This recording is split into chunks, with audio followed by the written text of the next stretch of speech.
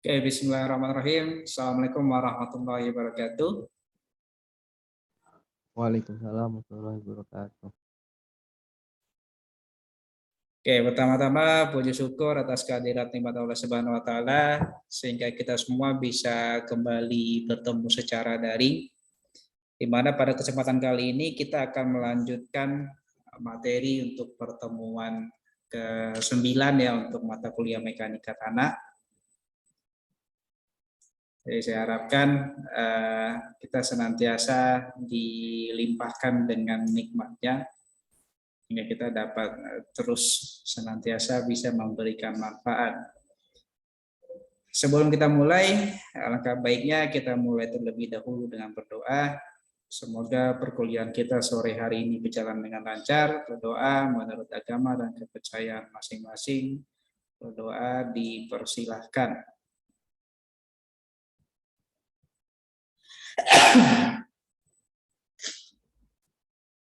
Sudah selesai? Oke, pada kesempatan kali ini kemarin saya sepertinya salah tengok ya. Saya minta kemarin cari soal tegangan efektif. Tapi sebenarnya sebelum ke tegangan efektif kita harus terlebih dahulu membahas mengenai kapilaritas tanah atau permeabilitas nantinya.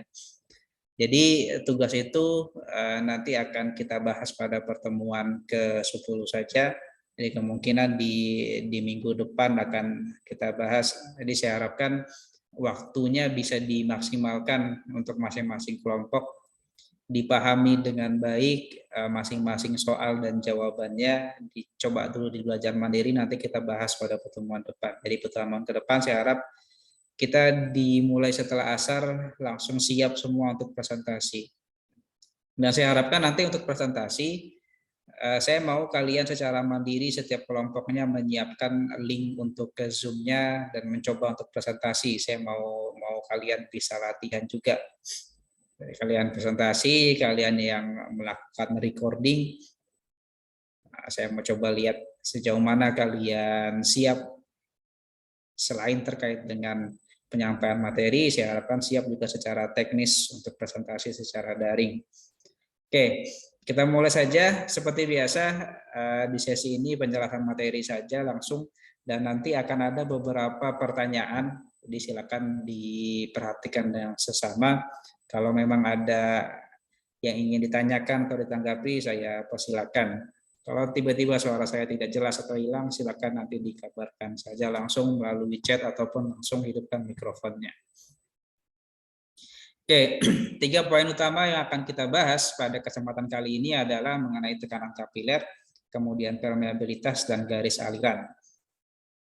Jadi sebelum kita membahas secara fisiknya, secara fisik dari si tanah, nah, kita juga akan membahas bagaimana sih pergerakan air yang ada di dalam tanah. Jadi seperti yang kita ketahui secara bersama, ketika air masuk ke dalam permukaan tanah, akan ada beberapa gaya ataupun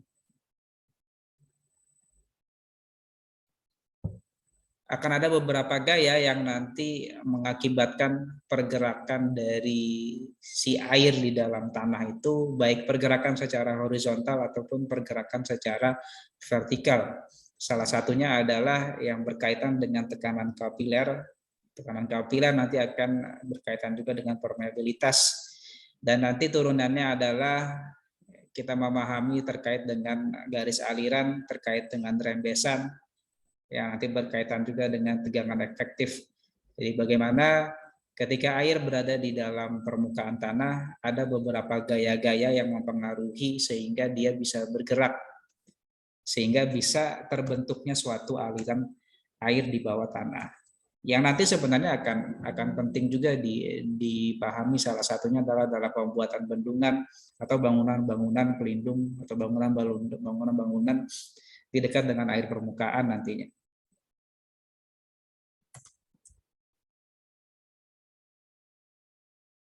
Oke, air tanah, air di mana akan dipengaruhi oleh bagaimana sifat-sifat fisik tanah, khususnya adalah butiran halusnya. butiran halus yang nantinya akan berkaitan dengan bagaimana interaksi antara air dengan butiran tanah. Semakin halus, maka dia akan semakin permeabilitas atau semakin bisa menahan airnya.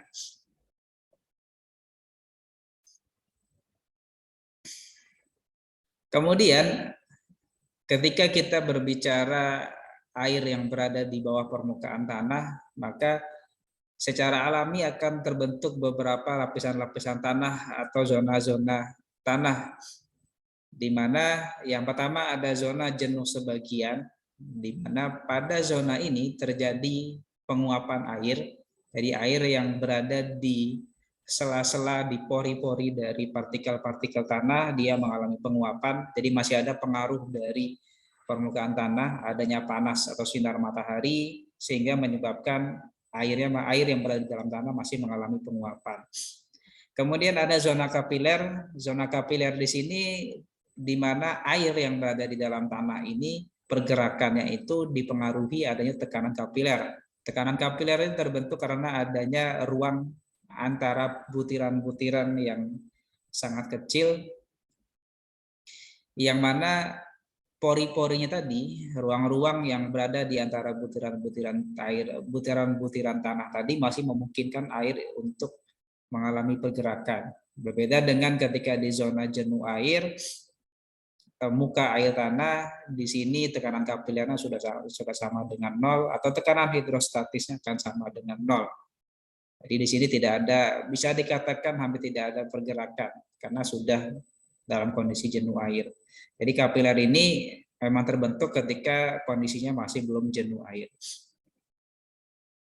Jika jenuh tidak ada air yang masuk, tidak ada air yang mengalami pergerakan nantinya. Kemudian tekanan kapiler sendiri merupakan tarikan lapisan tipis di atas permukaan air. Jadi ketika molekul air dia bersinggungan dengan suatu jenis atau suatu permukaan, maka dia bisa membentuk satu lapisan tipis, di mana pada suatu kondisi dia bisa membentuk suatu tarikan lapisan air. Tarikan lapisan air inilah yang menyebabkan suatu cairan atau air itu dia bisa bergerak secara vertikal atau dia bisa bergerak naik ke atas. Kan kalau secara gravitasinya air akan jatuh dari posisinya yang tinggi ke posisi yang lebih rendah. Tapi karena adanya tarikan lapisan tipis dari air, karena ada tekanan kapiler ini, maka terjadilah pergerakan secara vertikal ke atas dari suatu air. Tarikan ini terbentuk karena adanya perbedaan gaya tarik antar molekul, di mana gaya tarik ini terjadi pada bidang singgung pertemuan dua material dengan sifat yang berbeda. Contoh yang paling sederhana bisa dengan jelas dilihat pada pipa kapiler bejana berisi air. Ini contoh gambarnya, ini pipa kapilernya yang seperti pipet kecil di sini, sedangkan ini bejana berisi air. Kalau kalian lihat secara lebih dekatnya, ini secara deskriptifnya saja, ketika kita memasukkan pipet di sini, kita asumsikan pipet, maka akan terjadi tarikan antara molekul air dengan si pipet tadi. Tarikan ini menyebabkan air yang berada di dalam bejana akan naik ke atas pipet ini. Naik hingga ketinggian tertentu nantinya. Kenaikan nanti akan dipengaruhi oleh beberapa gaya yang nantinya secara umumnya nanti akan ada gaya atmosfer. Jadi ini dari bejana sendiri akan mengalami dorongan dari udara yang berada di atasnya. Begitu pula yang di pipet tadi juga akan ada dorongan daya yang menyebabkan terjadinya kenaikan airnya. Jadi kalau diturunkan pada suatu persamaan gaya vertikal puncak kolom air bisa menggunakan persamaan di sini, di mana T2VR cos alfa ditambah dengan UVR 42 akan sama dengan 0. Jadi yang akan berkaitan adalah radius dari pipanya, kemudian sudut alfa yang terbentuk di sini. Jadi berapa jauh tarikan yang akan bergantung, nilai alfa ini akan bergantung kepada jenis molekul cairannya dan jenis dari bahan pipetnya tadi ini. Atau ya kita rubah jadi kapiler aja nanti ya, pipa kapiler. Dari persamaan ini, maka kita bisa mendapatkan nilai tekanan air kapiler. Yang mana tekanan air kapiler ini akan berkaitan dengan nilai 2T cos alfa dibagi dengan R. R ini tadi apa? Dengan radius dari pipanya.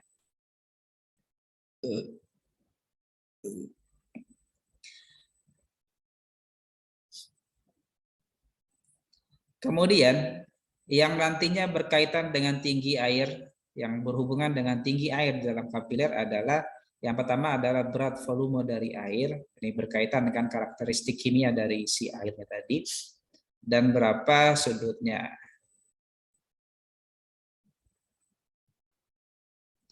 Kemudian pengaruh dari tekanan kapiler, karena adanya tekanan kapiler, maka air ditarik melebihi permukaan air tanah. Yang secara negatifnya dia nanti berada di bawah tekanan atmosfer. Kemudian dengan kita menambah tegangan efektif, maka ketahanan tanah akan semakin tinggi. Tinggi air kapiler pun nanti bisa kita dapatkan dengan persamaan di sini. Jadi secara skematisnya, kalau kita lihat zonasinya, mulai dari muka tanah, di bawah muka tanah nanti akan ada batas zona tidak jenuhnya, di bawah zona tidak jenuh, baru nanti zona jenuh, sampai ke nanti di paling bawahnya ada muka air tanah. Maka nantinya pergerakan dari kapilernya, pergerakan air itu bisa dia mencapai zona tidak jenuh karena adanya tekanan kapiler tadi. Prinsip ini juga yang sama digunakan ketika kita ingin mendapatkan air sumur, kurang lebihnya akan sama juga seperti itu. Hal inilah yang menyebabkan kalau kalian mungkin bisa melihat di beberapa wilayah, di satu wilayah yang sama saja, bisa jadi ketinggian muka air tanahnya itu akan berbeda-beda. Perbedaannya tadi itu dikarenakan adanya jenis tanah yang berbeda juga. Apakah dia pasir kasar, pasir sedang, pasir halus, sampai dia apakah dia lanau atau lempung, masing-masing akan berbeda. Ketika kondisinya pun akan berbeda, apakah kondisinya longgar ataupun padat. Jadi kalau kalian amati di sini, ketika dia lebih padat, maka ketinggian air kapilernya akan lebih tinggi. Dan semakin halus, semakin kecil ukuran dari partikel tanahnya, maka semakin tinggi juga air kapiler yang nanti bisa terbentuk. Oke, pertanyaan yang pertama silakan bisa dicatat terlebih dahulu. Jelaskan kembali tadi apa sih sebenarnya prinsip dari tekanan kapiler. Kenapa dia bisa terjadi pergerakan secara vertikal ke atas? Kenapa bisa ada penarikan kenaikan muka permukaan air tanah? Sudah ya? Kita lanjut. Selanjutnya mengenai permeabilitas. Permeabilitas maksudnya adalah sifat tanah mengalirkan air melalui rongga pori-pori tanah. Sifat dari aliran tanah sendiri itu ada yang dinamakan sebagai laminer, ada yang dikatakan sebagai turbulen. Sehingga di beberapa kesempatan permeabel nanti bisa kita definisikan pada tanah yang bersifat meloloskan air. Jadi impermeable berarti tanah yang tidak bisa meloloskan air. Atau bisa jadi bisa meloloskan tapi dalam jumlah yang sedikit airnya diloloskan. Sehingga Kemampuan dari tanah untuk bisa mengalirkan air menyebabkan terjadinya atau terbentuknya garis-garis aliran, di mana aliran air tanah, kalau kita buat secara skematisnya, aliran sebenarnya itu air yang masuk ke dalam permukaan tanah, itu dia melewati, kalau kalian amati di gambar A di sini, air bergerak dari poin A ke poin B, maka aliran sebenarnya itu dia melalui pori-porinya, melalui sela-sela antara butiran-butiran tanah. Dia mengisi sampai ke bagian B. Tapi biasanya untuk penyederhanaan kita menggunakan garis aliran anggapannya ya pergerakannya secara vertikal ataupun secara horizontal nantinya. Ukuran dan konfigurasi dari si rongga-rongga partikel-partikel tanah ini akan mempengaruhi kecepatan masuknya air tadi. Kemudian aliran air di dalam tanah ini akan berkaitan dengan total energi atau total head, di mana total energi atau total head akan sama dengan tinggi energi elevasi atau elevation Z, elevation head yang akan sama dengan Z nantinya, dan ditambah dengan tinggi energi tekanan atau pressure head atau H.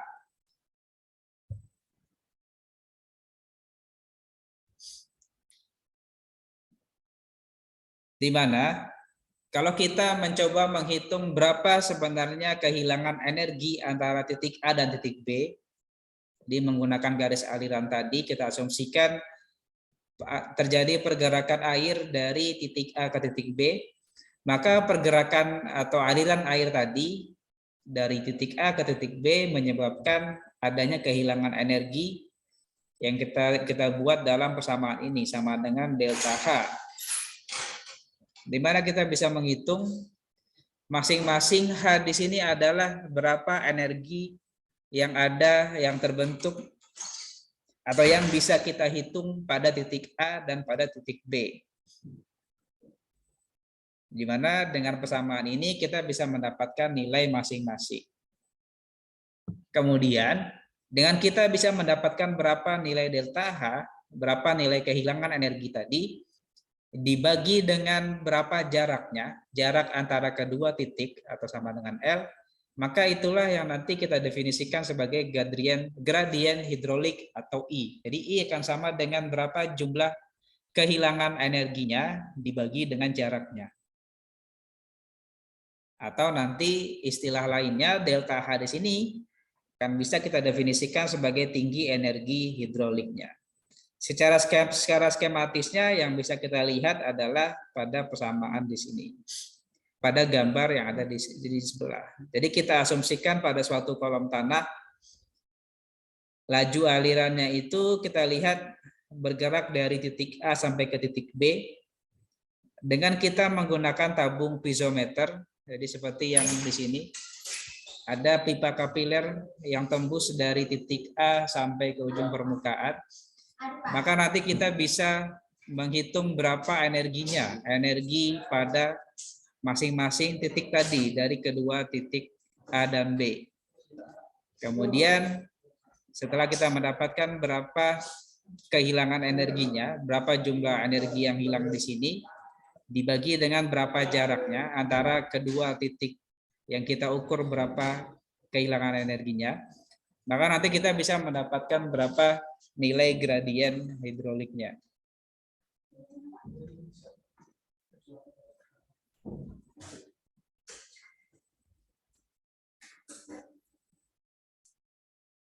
Jadi nantinya gradien hidrolik merupakan tinggi energi total pada suatu titik di dalam air yang mengalir yang berdasarkan pada persamaan Bernoulli. Jadi nantinya nilai dari energi totalnya kita bisa menggunakan persamaan ini,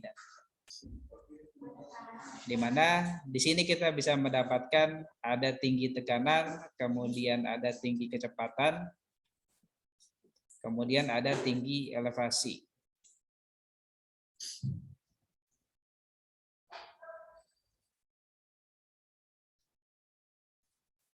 Kemudian biasanya pada air yang mengalir melalui pori-pori tanah dengan kecepatan rembesan air yang sangat kecil, biasanya dia akan bisa kita abaikan.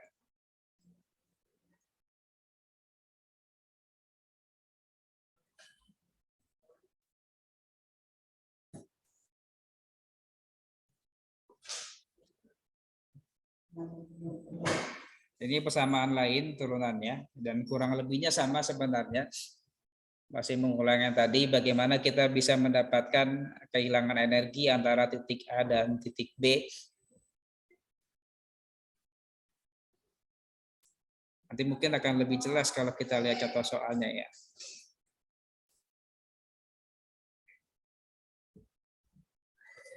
Kemudian di sini pada grafik ini kita melihat bagaimana kaitan antara nilai gradien hidrolik dengan kecepatan aliran.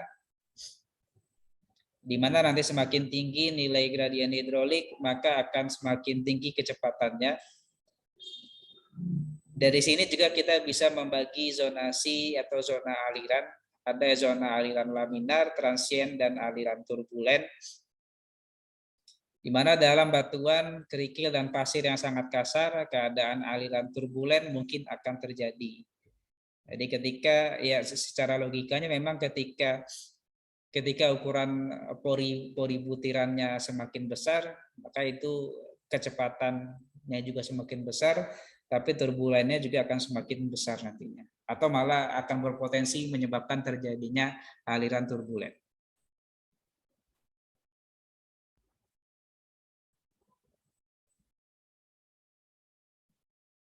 Kemudian kecepatan aliran air. Kecepatan aliran air yang mengalir dalam tanah yang jenuh.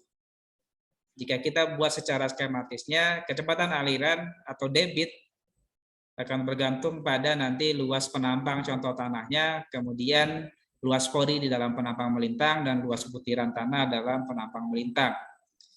Sehingga nanti akan bergantung nilai dari kecepatannya akan bergantung kepada nilai hidrolisnya tadi berapa dan berapa koefisien rembesan.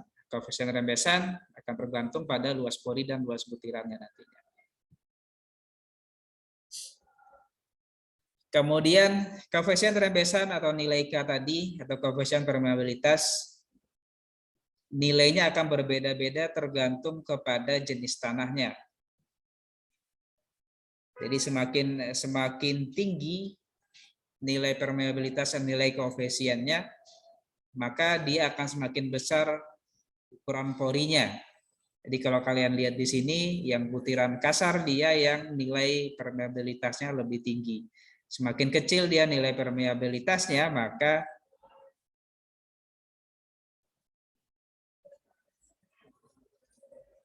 akan semakin rendah nanti nilai kecepatan atau laju alirannya.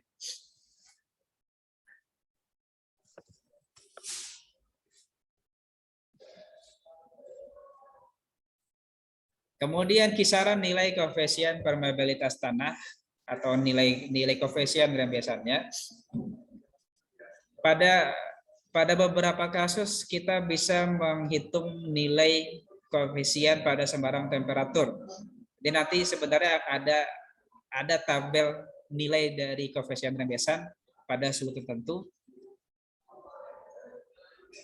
Dan nanti kita bisa menghitung berapa nilai koefisien rembesannya. Kita masuk pertanyaan kedua. Silakan dicatat lagi. Menurut Anda apa tadi definisi dari gradien hidrolik? Jadi apa yang dimaksud dengan gradien hidrolik? Yang pertanyaan kedua, ini yang kedua, apa yang dimaksud dengan gradien hidrolik? Silakan dijelaskan menggunakan kata-kata sendiri. Yang ketiga, menurut Anda apakah peranan tekanan kapiler terhadap ketersediaan air sumur atau sumur bor? Pertanyaan yang ketiga, apakah peranan tekanan kapiler terhadap ketersediaan air sumur dan sumur bor? Ada yang kedua tadi mengenai tekanan hidrolik. Yang kedua, apakah peranan tekanan kapiler terhadap ketersediaan air sumur atau sumur bor? Mungkin itu saja ya. Kira-kira ada yang ingin ditanyakan? Ada yang ingin bertanya atau memberikan tanggapan? Saya persilakan. Kita masih ada sekitar 10 menit.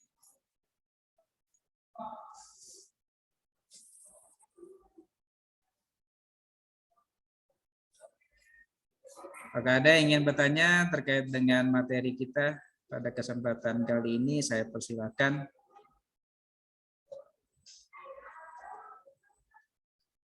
Jadi pada kesempatan kali ini ada 3 poin utama yang kita bahas. Yang pertama terkait dengan tekanan kapiler. Jadi mengapa terjadi pergerakan air tanah secara vertikal ke atas? Kenapa bisa terjadi tarikan-tarikan tadi? Di antaranya adalah karena adanya tegangan-tegangan atau gaya-gaya yang mempengaruhi partikel air pada suatu posisinya relatif di dalam tanah.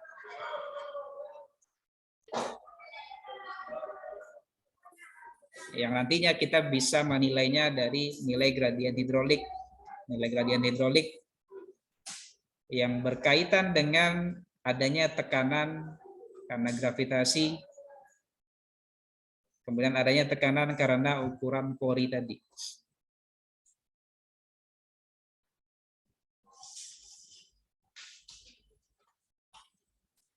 Jadi apa yang kita bahas pada kesempatan kali ini nantinya akan berkaitan juga dengan pembahasan kita pada pertemuan berikutnya terkait dengan tegangan efektif.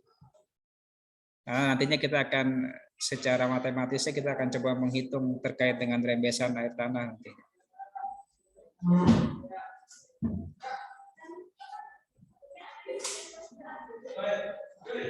Tadi tidak ada suara, saya absen terakhir sebelum saya tutup. Pertanyaannya sudah dicatat. Silakan nanti bisa dikerjakan saja setelah ini. Saya coba absensi. Ilham, apakah ada Ilham? Hadir. Gufairo.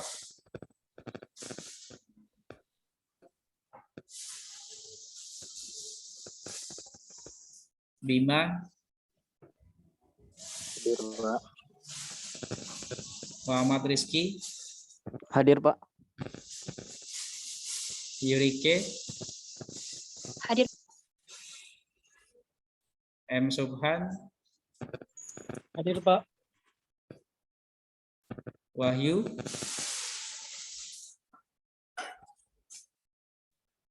Hadir, Pak. Hadir, Pak. Muhammad Zaid Al-Fadli. Hadir, Pak. Rozi. Hadir, Pak. Oke, sudah semua ya?